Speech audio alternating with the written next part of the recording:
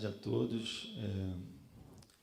É um prazer enorme estar aqui, nesse congel, fazendo uma pausa aqui para a apresentação dessa mesa, né, participando com o Ivaldo, né, Rogério e Matheus.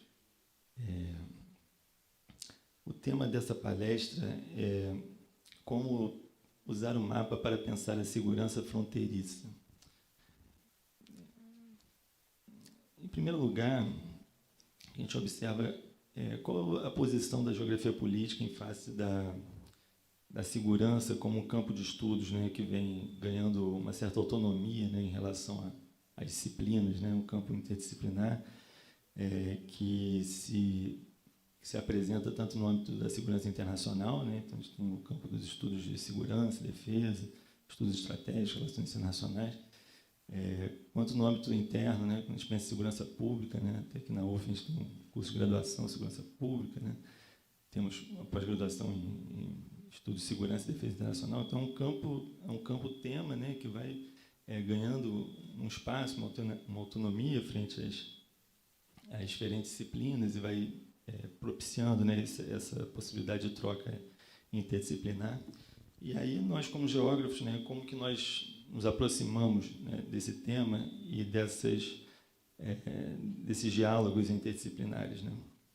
A gente nota que, mesmo pensando nesses dois domínios, né, em que tradicionalmente a segurança é pensada, o domínio da segurança externa, da segurança interna, no mundo contemporâneo a gente observa uma imbricação, né, daquilo que remete à guerra e à segurança externa, e aquilo que remete ao crime e à segurança interna, alguns elementos que o Matheus já tocou aqui, né, e que colocam desafios à maneira como esses domínios disciplinares se delimitam e também se articulam, né, se afastam, mas também pensando na articulação desses domínios, né. O que resta, então, o que fazer, né, a geografia política, o que pode, a geografia política, a geopolítica, a gestão do território, né, que são aqui o campo, né, esse campo aqui que o Congresso, né, busca agregar.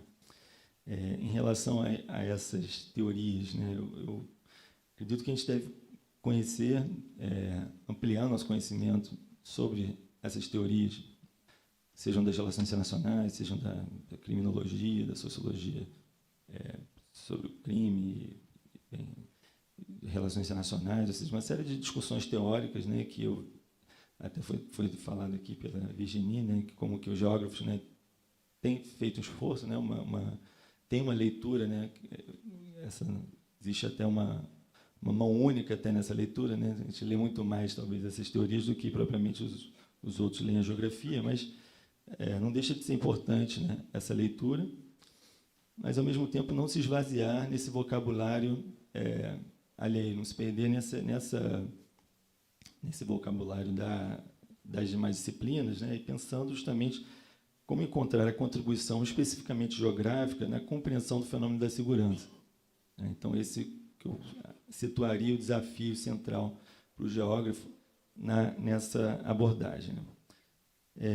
A gente pensar a relação de política, segurança e geografia, né, em primeiro lugar, reconhecer a centralidade do tema da segurança no ordenamento político, né. Então, a segurança não é um campo alheio à política, quer dizer, como sendo um campo adicional, algo que seja residual. Quer dizer, a política é onde não se fala de segurança. Na verdade, se fala muito, né, de segurança, né, mais nas eleições, na proximidade das eleições, né, mas a gente podia identificar pelo menos duas visões, né, de articulação de segurança e política, né, que é uma que entende a segurança como uma condição prévia à política, né, que a interdição da violência é aquilo que habilitaria, né, que seria um pressuposto da política, né. Então, uma versão, né, de que você só pode ter política onde não há violência, né, onde as condições de segurança estão estabelecidas. Uma posição um pouco diferente, né, que inverte um pouco essa relação, né, que situa o cerne da política justamente naquilo que está sendo disputado, onde se separa os âmbitos do que é guerra e violência, os âmbitos da paz e da ordem, né. Então, essa delimitação, né, dessa separação, né, entre o que é guerra e o que é paz, o que é ordem, o que é desordem, e a norma e a exceção, tal, Peraí só. Deixa eu ver aqui. Eu estou achando que eu estou com a versão aqui anterior. Aqui peraí.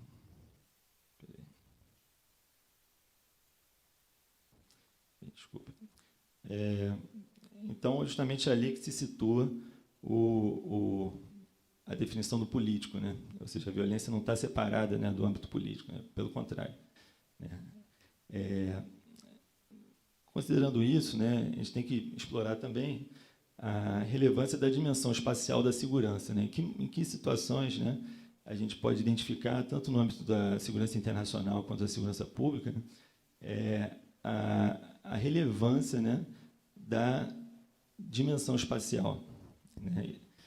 Eu poderia enumerar pelo menos 4 elementos centrais, né, para se pensar a segurança, no qual a questão geográfica ela está colocada. Né? Primeiro, essa delimitação entre interno e externo, né, que é fundadora, né, dessa visão das relações internacionais, né, e que até um autor, Walker, né, RBJ Walker, né, que escreve Inside Outside, ele, nos inícios dos anos 90, um livro foi traduzido recentemente, e ele coloca, né, como que isso limitou, né, o pensamento sobre as relações internacionais, essa delimitação interno e externo, e ele remete isso a uma visão espacializada da política internacional, ou seja, como se fosse um problema da ontologia espacial com a qual as relações internacionais foram pensadas, né?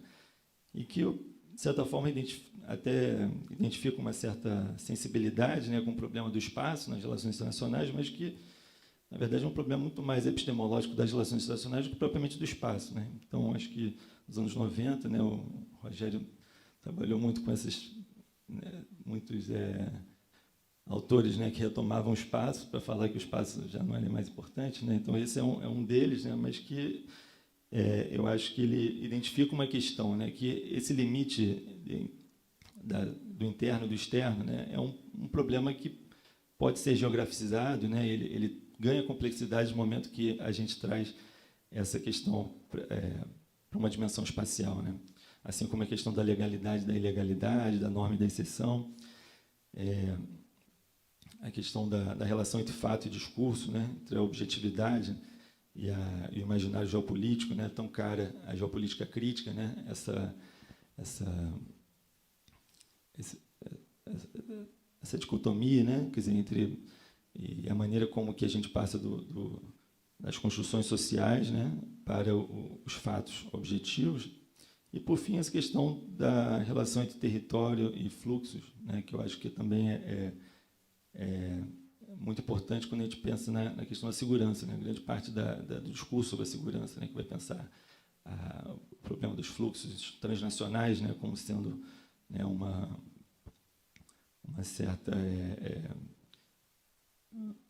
um certo desajuste, né, dentro de um mundo, né, em plena conexão, né, e que, como se as fronteiras pudessem delimitar todos os fenômenos da realidade, quando, na verdade, né, existe uma dinâmica ali, né, daquilo que é o territorial e não territorial, o que é delimitado, o que é difuso e descontínuo. Né? Então, a gente poderia... O Matheus trouxe a questão do público e privado também, quer dizer, então são algumas clivagens, né, que no momento que a gente traduz isso em termos de espaço geográfico, né, elas ganham uma dimensão, uma riqueza muito interessante. Né? E aí a minha questão é justamente pensar a segurança fronteiriça, né, como um laboratório do exercício do raciocínio geográfico para pensar a segurança como um problema político. Né? Então, em todos esses 4 elementos aqui, né, quando a gente pensa em fronteira, de certa forma, seria um lugar privilegiado para se pensar essas dualidades e um pouco como essas dualidades não esgotam, né,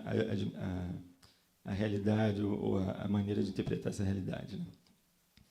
E aí, meu objetivo justamente é como essa perspectiva permite explicar a transição ocorrida entre os modelos de segurança fronteiriça adotados pelo Estado brasileiro nos últimos 30 anos.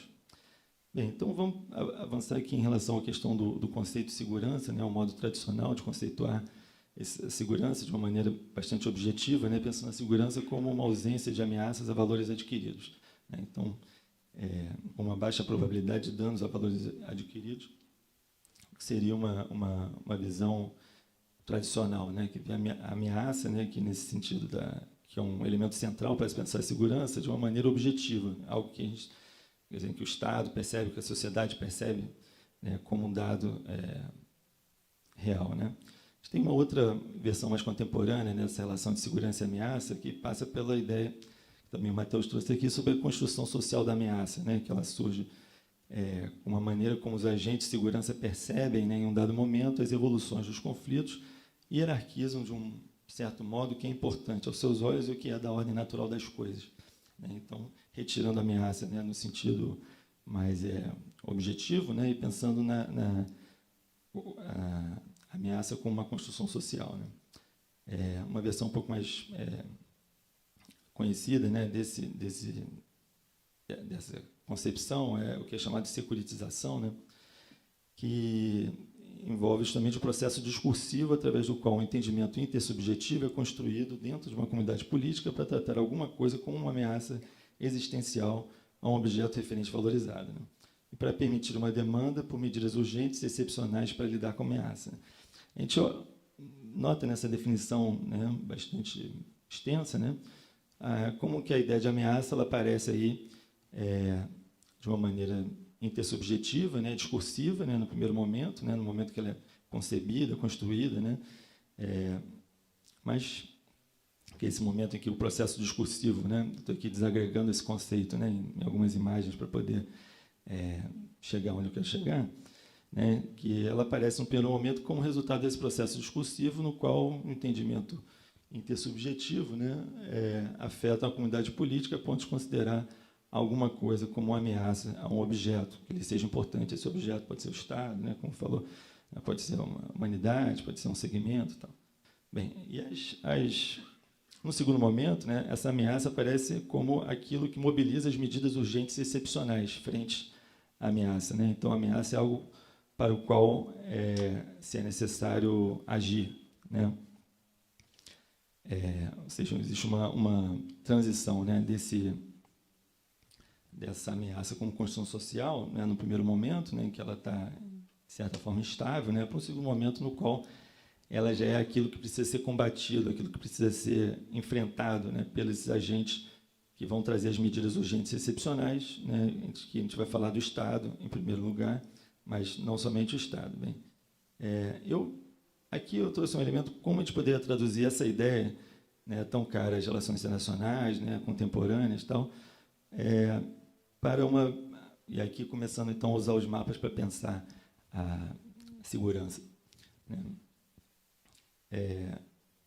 Aqui eu tenho dois mapas, no qual o primeiro, né, poderia corresponder àquela ideia da construção social. Esse mapa ele foi um achado, porque ele me foi apresentado num trabalho de campo, em que lá na Brigada Guaicurus, em Dourados, né, que era o centro de difusão do CISFRON, né, o Sistema de Monitoramento das Fronteiras, o Sistema Integrado de Monitoramento das Fronteiras, que é o projeto, né, mais grandioso, assim, um projeto mais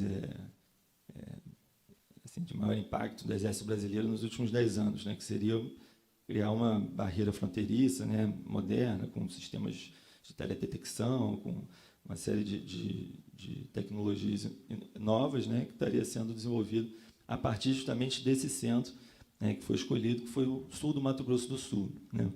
E a justificativa da escolha justamente dessa região, né, ela se dá porque eles identificavam essa região com uma série de ameaças. Né, e que ameaças são essas? Né?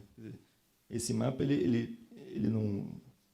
A gente tem uma simbologia ali, que está ali, o mapa o Mato Grosso do Sul e o Paraguai. Né? Então, no Paraguai, a gente vê ali representado, né, armas, né, uma forma de representação difusa da violência, os pés de maconha e aquele símbolozinho verde e vermelho que corresponderia ao Exército Popular do Paraguai, exército, uma guerrilha, uma proto-guerrilha que teria se iniciado no Paraguai. Né? E do lado brasileiro, então, a representação de algumas terras indígenas, os brasões aí das forças de segurança, tal, como sendo, então, o lugar problema, né, a ser colocado. Né? E é justamente, bem, como que essa determinada concepção sobre esse segmento da fronteira ela vai originar, né, vai demandar, né, vai justificar a construção de uma série de dispositivos, né, de controle territorial que vão ser justificados por essa concepção. Bem, isso, de certa forma, eu encontrei há relativamente pouco tempo, nesse estudo mais centrado nas estratégias de fronteira mais recentes, na estratégia de segurança na fronteira, mas eu vim buscando isso ao longo já de umas pesquisas desde o mestrado, né, que era uma pergunta de como as concepções sobre as ameaças apareciam descritas pelos diferentes agentes estatais e pelos documentos oficiais. Então, eu vim buscando, né, esse argumento, né, através de outras fontes, né, como artigos sobre fronteiras e Amazônia em periódicos militares, documentos de políticas e estratégias nacionais dos países sul-americanos, inclusive o Brasil, os documentos da Unasul, os programas de segurança e defesa no Brasil, que apresentavam textos de justificativa e espacialização, né, sobre por que agir, onde, né, e contra o que, né, então o que se identificava como ameaça, né, então, ou seja, buscando traçar, né, esse raciocínio ou esse pensamento de como o Estado pensava a fronteira, né, como o Estado pensava as ameaças na fronteira, e como isso articulava, como isso construía as políticas de segurança na fronteira. Então, isso que eu apresento no mapa aqui, na verdade, a gente poderia traçar por outros elementos, né? E a gente chegaria, então, a uma ideia de segurança fronteiriça, né, que a gente vai desenvolver para entender essa transição dos últimos 30 anos, livremente inspirada no Robert Stark, que é a ação estratégica do Estado para controlar, monitorar ou mediar o comportamento de pessoas, fluxos e interações que atravessam as fronteiras com o objetivo de evitar ou minimizar ameaças.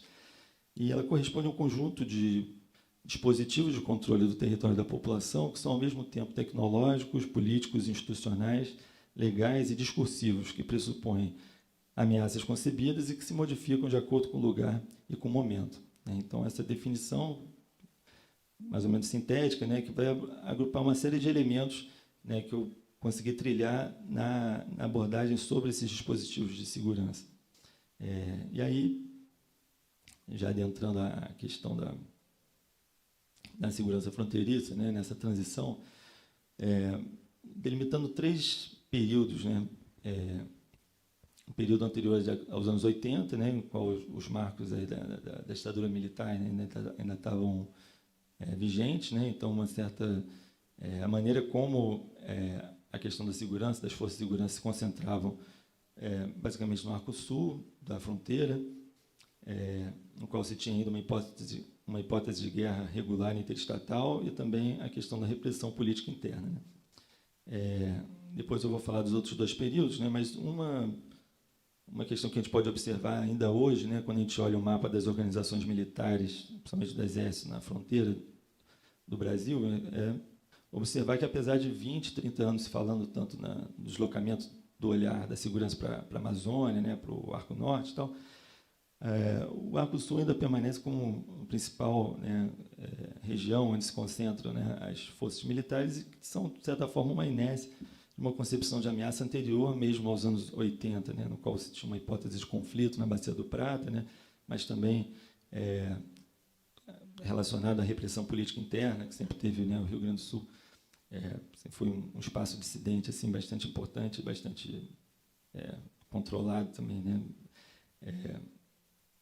E uma concepção de ameaça que se modifica nos anos 80 e que vai efetuar um deslocamento da importância, né? Que não vai redundar uma mudança dessa estrutura, mas que vai apontar para, por exemplo, a transferência de organizações militares do Sul e do Sudeste para a Amazônia, no qual se pressupunha ali uma dupla assimetria, né? Ou seja, na Amazônia, né, o Brasil estaria vulnerável frente às grandes potências, né, com a questão da soberania da Amazônia, mas, ao mesmo tempo, nos anos 90 e 2000, né, tendo que lidar com as chamadas ameaças irregulares, né, na fronteira colombiana, principalmente, né, que foi o meu foco do meu estudo. Então, essa transição, né, que acontece nos anos 90 e 2000, ela vai ter uma série de... Ela pode ser traçada por uma série de mapas, quer dizer, uma série de dados, né, que a gente pode observar ao espacializar esses dados, né. Um deles por exemplo, a maneira como a Amazônia, né, é um elemento simbólico dessa redefinição das funções das Forças Armadas na transição democrática, ou seja, colocar com uma missão, né, quase das Forças Armadas, né, de defender a Amazônia, né, e que, de certa forma, nesse processo se assimila uma certa lógica securitária do controle fronteiriço que vai trazer inovações na maneira como a segurança da fronteira é feita, ou seja, daquele modelo em que a segurança da fronteira remetia principalmente aos militares para um outro modelo no qual você vai ter outros atores estatais, né, lidando com a questão da segurança fronteiriça. Esse mapa aqui, por exemplo, ele identifica uma série de operações combinadas realizadas pelas Forças Armadas na Amazônia entre 2002 e 2008. Foram 9 operações. O interessante é que cada uma dessas operações ela tem uma área de abrangência, né, que está lá descrita, né, na operação. No momento que a gente superpõe todas essas áreas, né, então, que a gente observa, quer dizer, o que entra em destaque, que é a região que mais participou, né, de operações, né, de 8 operações das 9, justamente seria essa área vermelho mais escuro aqui, né, quer dizer, essa aqui, uma segunda área, né, de importância. Né. Isso, de certa forma, uma maneira de observar, né, como que essa hipótese de conflito, né, a hipótese de ter que lidar com o controle do território ali na fronteira colombiana, ela vai ensejar uma série de medidas, uma delas a realização de operações, de exercícios nessa região. Né. Aqui também a gente observa uma série de pelotões de fronteira, alguns anteriores aos anos 90, né, mas grande parte deles foram inaugurados nos anos 90, principalmente nos anos 2000, a partir do Plano Colômbia. Então, a gente tem também o sistema integrado de vigilância da Amazônia, com novas tecnologias, a Operação Cobra, que era a operação da Polícia Federal, né, articulada com as forças colombianas, né, e a retomada justamente do programa Calha Norte, a partir de 2003, também com medidas que vão ser simbólicas, né, dessa transição não só da transição regional, ou seja, que a Amazônia ganha uma importância grande, né, mas também da transição das formas de agir sobre a fronteira, né, que envolvem, como eu falei, mudanças do ponto de vista institucionais, mudanças do ponto de vista tecnológico, legais e daí por diante. Esse quadro síntese, né, ele vai justamente possibilitar enxergar essa transição do Arco Norte para o Arco Central nos anos 2010. Né. Então, o que a gente observa aqui, a partir dos anos 2010, né, generalizando aí, mas tendo como marco dessa mudança, né, chamado Plano Estratégico de Fronteiras, né, que vai ser lançado em 2011, esse enfoque na Amazônia ele vai, aos poucos, na década seguinte, mudando para o Arco Central. A fronteira, principalmente na região da fronteira do Paraguai, né, que está associada a uma mudança nas concepções de ameaça, com as mudanças nas legislações, nas políticas, né, mas, basicamente, o que eu quero enfatizar é como que a mudança na concepção de ameaça ela vai instigar, né, vai orientar, né, essas mudanças que vão ocorrer no plano das políticas, das leis, das tecnologias, das instituições envolvidas, né, configurando uma nova abordagem do Estado brasileiro em relação às fronteiras, diferente daquela que a gente viu anterior aos anos 80, diferente também daquela dos anos 90 e 2000. Então, em relação à questão da ameaça, né, essa ideia difusa de perda de soberania da Amazônia, ela vai perder importância, né, nos anos mais recentes, né, em face, né, da ideia que as fronteiras poderiam estar afetando as redes criminais dentro do Brasil. Né. Então, pensar a segurança fronteiriça, né, tanto do ponto de vista das polícias quanto dos militares, passa a ser uma questão que tem como foco essa criminalidade interna, né, no Brasil, mas que, de certa forma, se projeta também para fora. Né.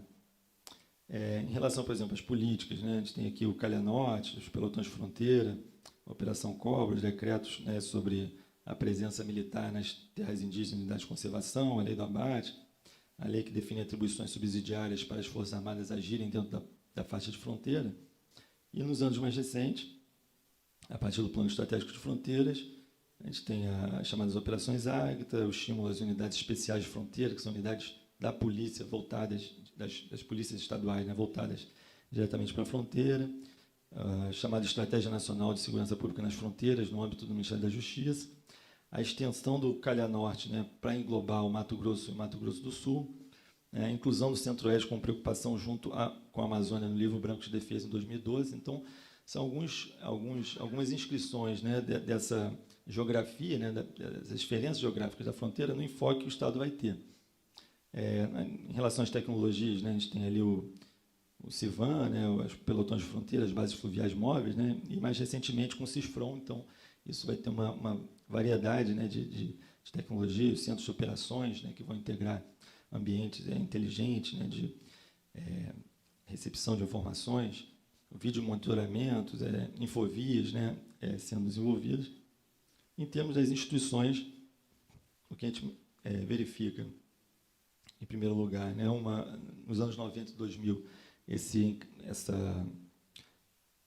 como que as Forças Armadas, né, ela vai adentrando, né, o âmbito da segurança pública na fronteira, ou podendo, né, agir, né, como polícia dentro da faixa fronteira, né, mas nos anos 2010 isso vai ganhar uma abrangência maior, né, uma proliferação de agentes, uma participação, a integração via Gabinete de Gestão Integrada de Fronteira entre agentes municipais, polícias estaduais, com seus batalhões específicos da fronteira, com os atores federais, não só Exército, né, não só Polícia Federal, mas também Força Nacional, mas também Secretaria Nacional de Segurança Pública, né, Ministério da Justiça, e uma articulação entre essas agências e articulações entre esses níveis, né, de gestão, né.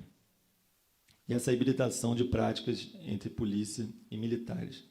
Bem, aqui, então, voltando, né, ao CISFRON, né, a maneira como ele é justificado, né, é interessante notar como que o estudo de viabilidade da implantação do sistema, né, ele vai identificar como principal elemento da justificativa, da nota técnica de justificativa do CISFRON, que seria um programa militar, um programa do Ministério da Defesa, né, do Exército Brasileiro, né, a violência decorrente do narcotráfico.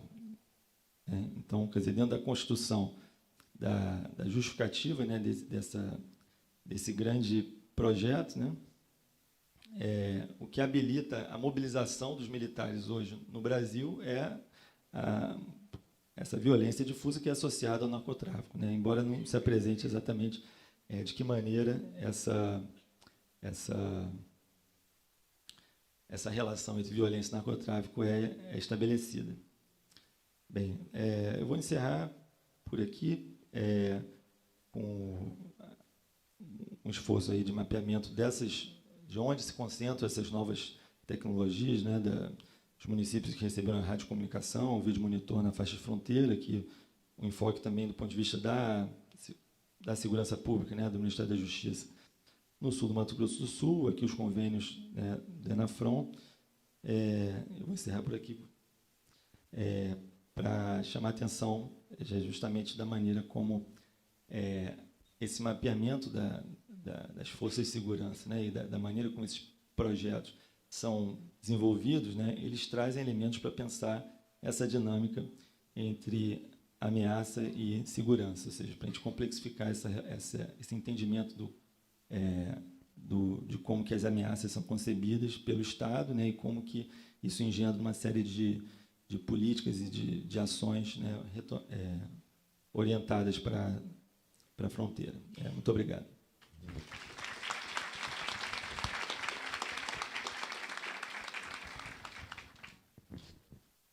Muito obrigado, professor Lício Monteiro, pela sua explanação. Eu vou passar